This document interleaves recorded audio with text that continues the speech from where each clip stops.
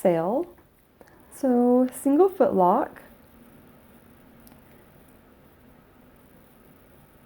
And you're going to go ahead and spread the fabric up.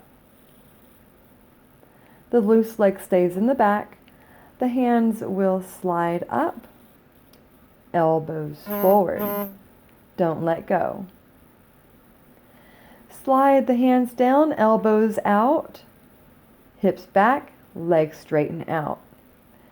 Be careful here when you come out, you want to go one hand at a time so that you don't fall backward. So one hand down, one hand up.